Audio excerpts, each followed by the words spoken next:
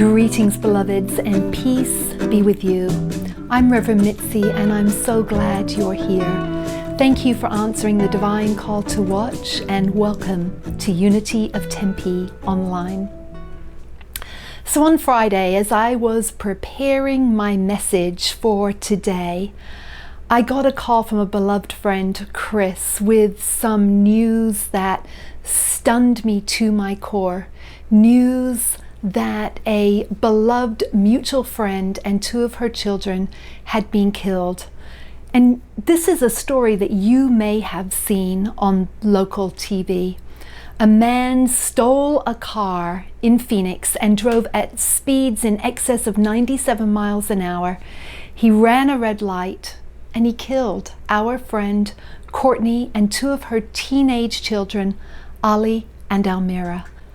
After receiving this dreadful news, there was absolutely no way I could go back to working on my message, my regular message for today, the message that I'm preparing for this Sunday. And so that message will be delivered at another time.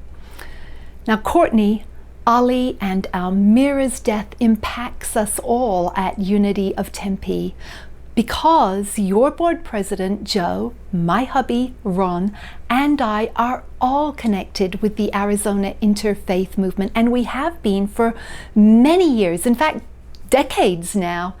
And that is where we initially all met Courtney many years ago.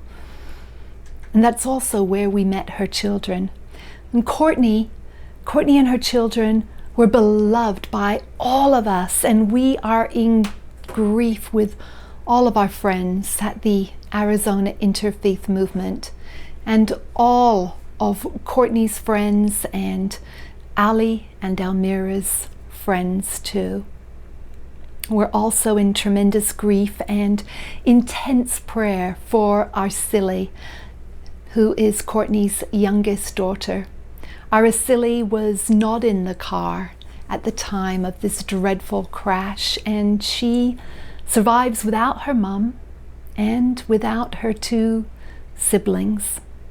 So today, it's impossible for me to do a regular message, and if you feel that is what you need today, then I invite you to review any of the messages on the unityoftempe.org website that I have done in the past 15 months. But I do encourage you to watch this message, for part of the Arizona Interfaith Movement tenet is the golden rule, and that really is part of Unity's tenet too, to live the golden rule. Now, as I was writing some things up for this right now, I came across the Taoist version of the golden rule, and it greatly impacted me because really it expresses oneness, what we believe in at Unity.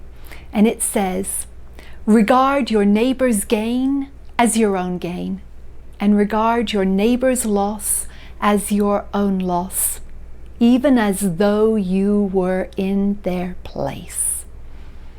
So my hope is that as I share a little bit about Courtney and her children today, it will inspire each and every one of us to never ever take for granted the time that we have on this planet. To let go of the small stuff, and there's so much small stuff that we get all worked up about, isn't there, beloveds? To love abundantly and share our love unreservedly, to never ever procrastinate showing love and appreciation for each other, to let go of our egos and all that blah that bothers us, and to simply make amends, to let go of the things that don't matter. And there's so much in this life that really doesn't matter, that we get consumed with. Life, it is eternal. I truly do believe that, yes, but these human bodies are not, and they can be gone in an instant. Our soul can be freed from our body at any time, day or night, in the twinkling of an eye, in as quick as a breath, which is what happened to Courtney, Ali, and Almira. So love, appreciate, forgive.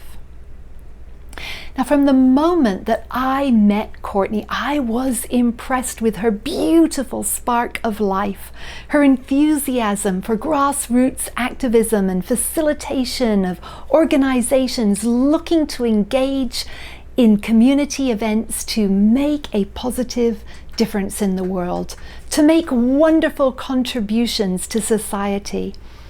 Courtney was a cherished member of Arizona Interfaith, facilitating Experience Interfaith discussions. In fact, our annual Experience Interfaith event, she helped co-organize with a couple of other people and with the Sikh community.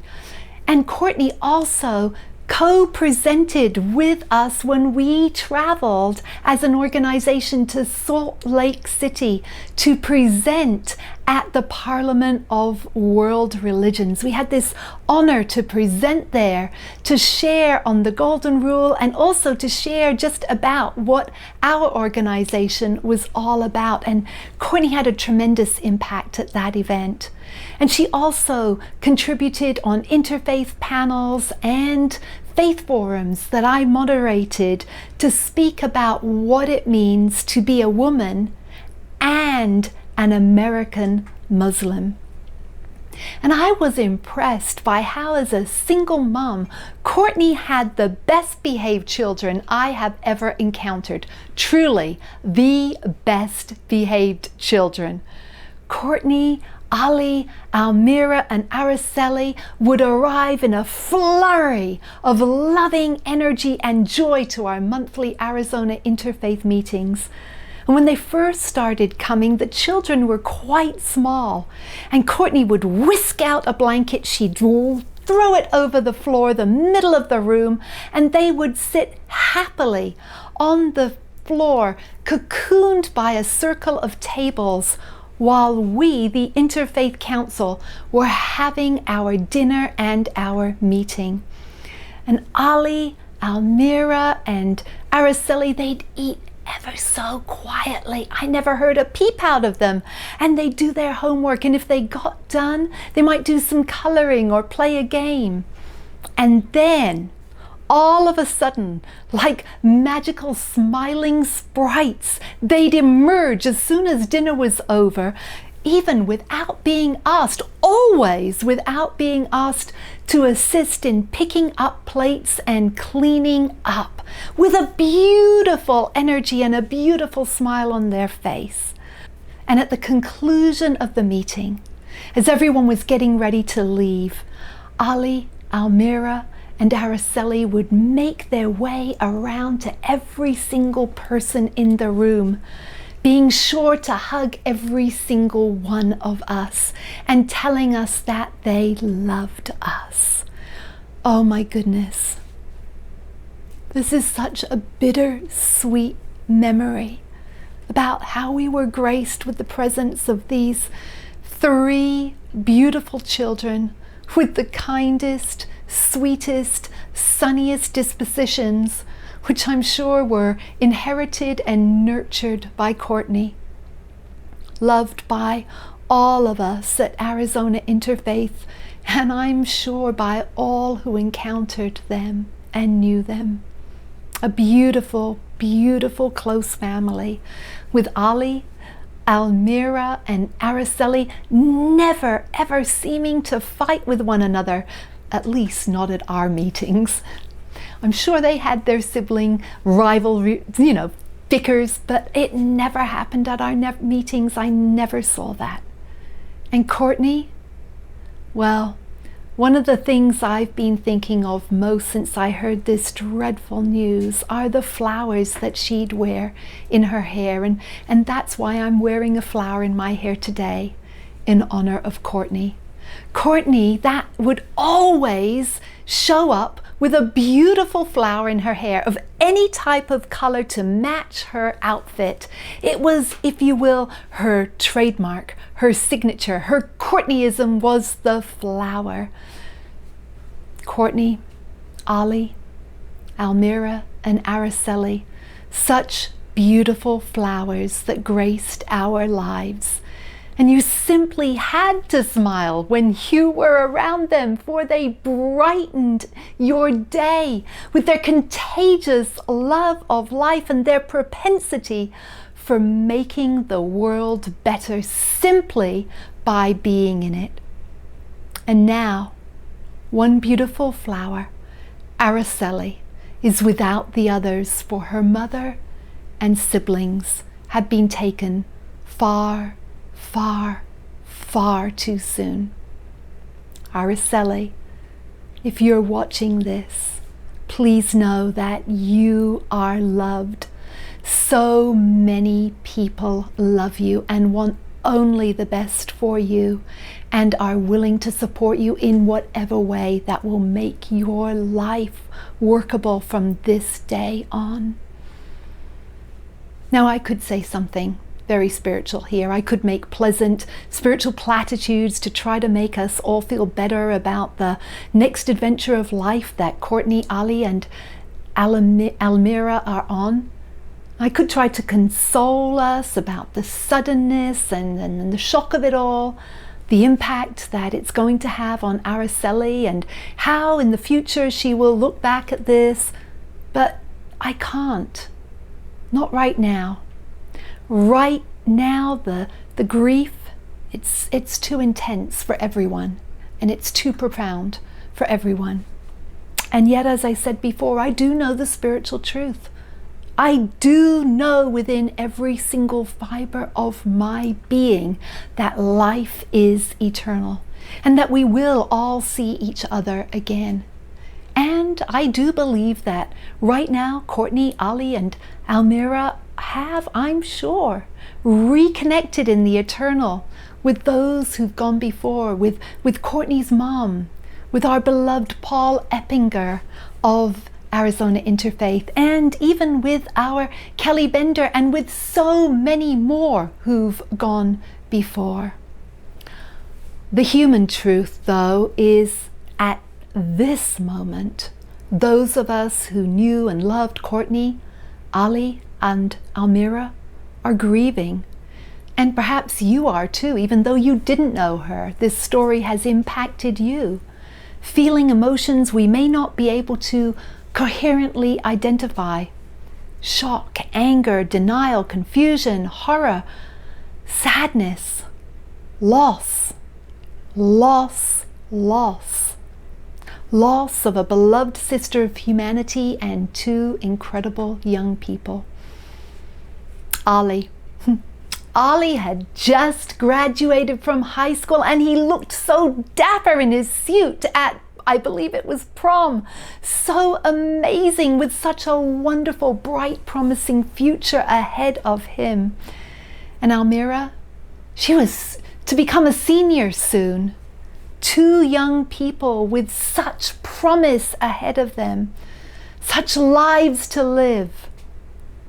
And Courtney, oh my goodness, each and every one of them a force for good in the world, who impacted so many of us. Even if we never ever met them, we have been impacted by hearing about them. And Araceli, left to pick up the pieces and rebuild her life. And so, instead of a spiritual platitude, I offer instead a poem entitled On the Death of the Beloved by John O'Donoghue. Though we need to weep your loss, you dwell in that safe place in our hearts where no storm or night or pain can reach you. Your love was like the dawn, brightening over our lives, awakening beneath the dark a further adventure of color. The sound of your voice found for us a new music that brightened everything. Whatever you unfolded in your gaze quickened in the joy of its being. You placed smiles like flowers on the altar of the heart. Your mind always sparkled with wonder at things. Though your days here were brief, your spirit was alive, awake, complete. We look towards each other no longer from the old distance of our names. Now you dwell inside the rhythm of breath, as close to us as we are to ourselves. Though we cannot see you with outward eyes, we know our soul's gaze is upon your face, smiling back at us from within, everything to which we bring our best refinement. Let us not look for you only in memory, where we would grow lonely without you. You would want us to find you in presence, beside us, when beauty brightens, when kindness glows and music echoes eternal tones. When orchids brighten the earth, darkest winter has turned to spring. May this dark grief flower with hope in every heart that loves you. May you continue to inspire us to enter each day with a generous heart, to serve the call of courage and love until we see your beautiful face again in that land where there is no more separation, where all tears will be wiped from our mind, and where we will never lose you again. Beautiful, profound words, and I hope that you found some comfort and some beauty in them, whether you knew Courtney, Ali, and Almira or not. This is a beautiful poem to just allow ourselves to be with. And so now we have a beautiful song that you're probably, in fact, that you're definitely familiar with some lovely memories of Courtney.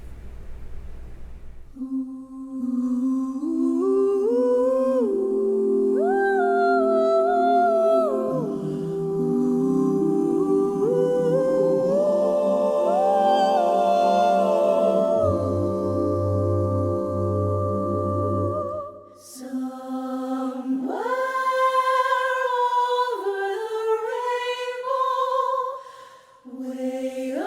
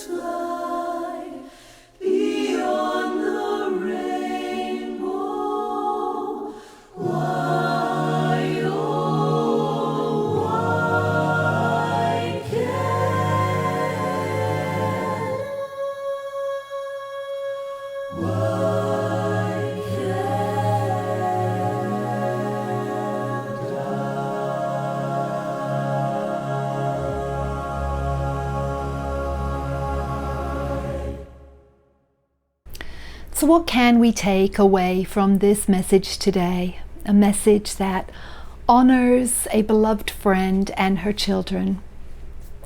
Perhaps it is, as I mentioned earlier, to love those in our lives unreservedly and wholeheartedly. To do it right now, before it's too late and before the opportunity slips away in this dimension forever. And whether you knew Courtney or not, this is a way to honor her legacy and the legacy of Ali and Almira. Love, forgive, shine bright. Wear a flower in your hair, or maybe you don't want to wear one in your hair, wear one on your shirt. Wear a flower in honor of Courtney, and think about the brightness that she impacted your life with, or the brightness with which you want to impact the world. And remember to never, ever take a moment for granted. Love boldly, live courageously. Don't waste time on petty grievances and trivialities. Use your time on planet Earth wisely in order to make a positive impact on those around you, and let those ripples flow out to the rest of the world. And remember to hug the world, because it just might hug you back. Let's pray. And I know that there are maybe people from other faith traditions watching this today. And so I'm going to do my best to do a very inclusive prayer. Divine Creator, for many of us today watching this, our hearts are shattered and broken. We cannot simply understand what has happened. We can't wrap our minds around it.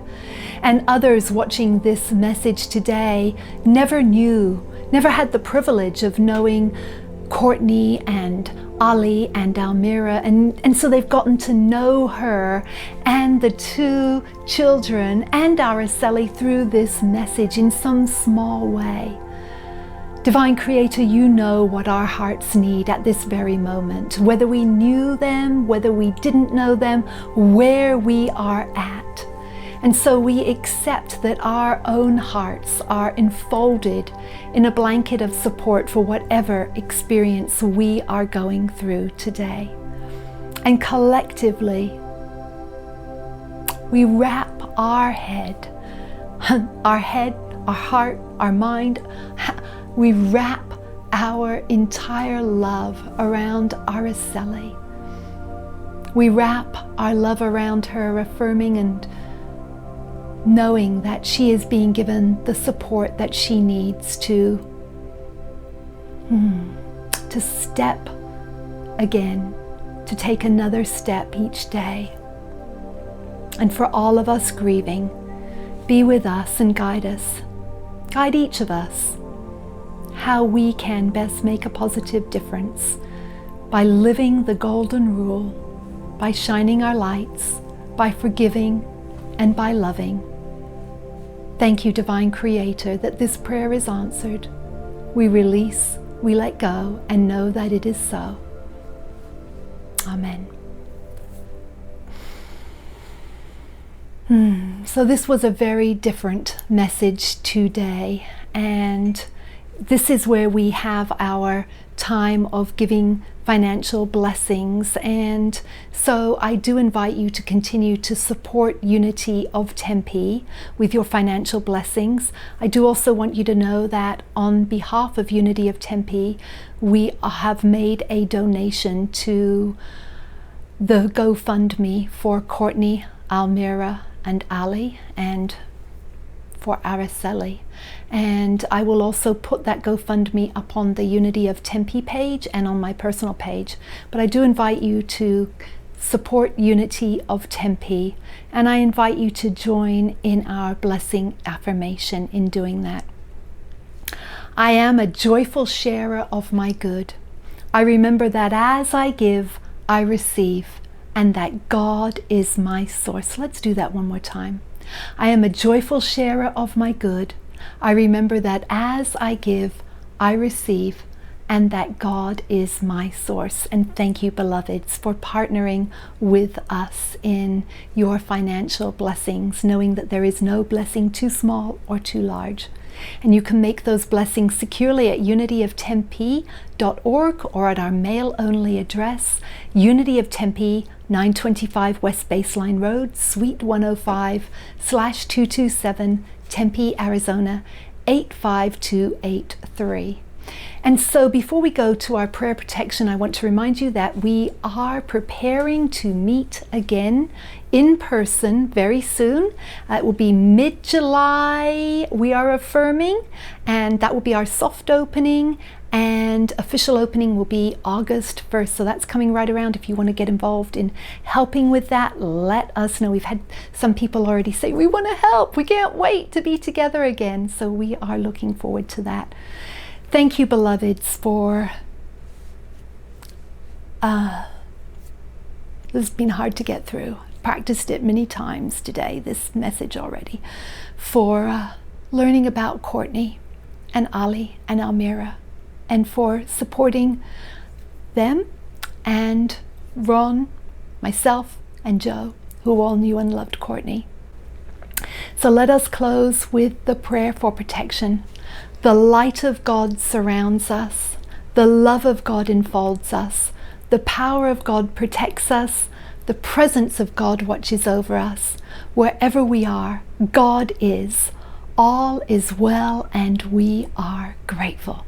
Yes, beloveds, I am so very grateful for you. I'll see you on our Thursday Zoom prayer and connect call at 10 a.m. Facebook Live Sunday 10 a.m. and back next Sunday with perhaps, oh no, it's Father's Day. Next Sunday, it will be a Father's Day message. Namaste. I love you.